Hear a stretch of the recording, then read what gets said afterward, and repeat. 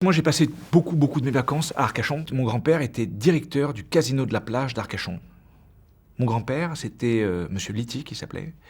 Et c'était un monsieur qui ressemblait un peu, c'était, on aurait dit, un peu un gangster à l'ancienne. Il avait des costumes, un peu comme Lino Ventura. Il était toujours nickel, etc.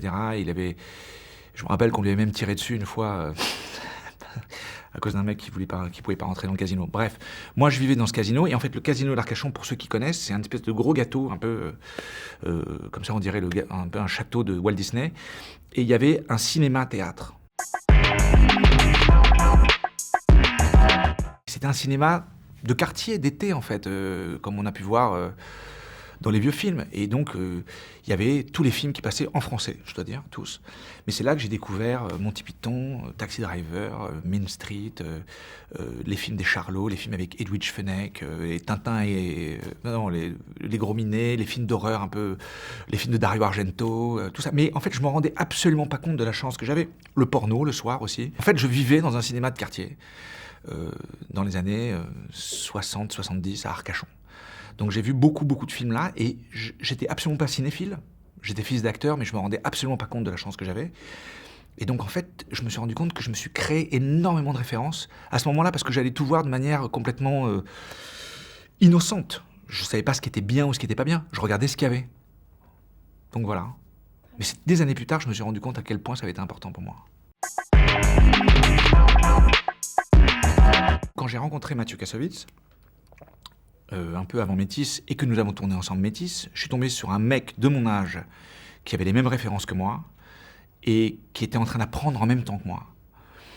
Et je me rappelle d'un moment pour moi, assez fondateur. Il m'a dit « Viens voir le combo ». Le combo, le petit écran, moniteur, etc. Il y a un truc qui traîne dans le métier d'acteur quand on prend des cours de théâtre, c'est que les acteurs ne doivent pas se regarder parce que sinon ils sont mauvais. Donc moi j'avais cru ça, comme un imbécile, qu'il fallait pas qu'on se regarde, fallait pas qu'on se voit. Et lui m'a dit, viens voir, regarde, tac, tu bouges là, tu frites. Et tout d'un coup j'ai commencé à comprendre quelque chose qui était le cinéma, et non pas juste l'acteur. Et donc en fait ça, pour moi ça a été... c'est-à-dire que tout d'un coup j'ai commencé à entrevoir et à imaginer mon métier comme quelque chose auquel je pouvais participer de manière active. Voilà. Mais ça n'a rien à voir avec le succès de la haine ou quoi que ce soit. C'était de tout d'un coup me sentir à ma place. Surtout. L'Amérique. Pour moi, c'était quoi l'Amérique?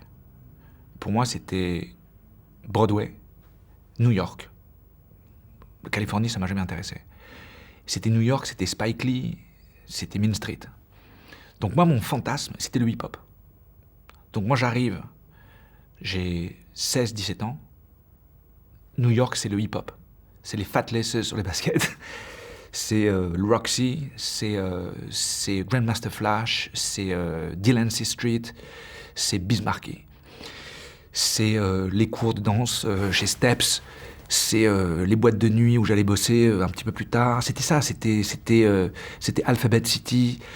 Moi, je me rappelle, j'avais 17 ans, j'allais en boîte, je tombais sur Andy Warhol, Basquiat, Mapplethorpe. C'était ça, en fait, l'Amérique pour moi, c'était pas le cinéma.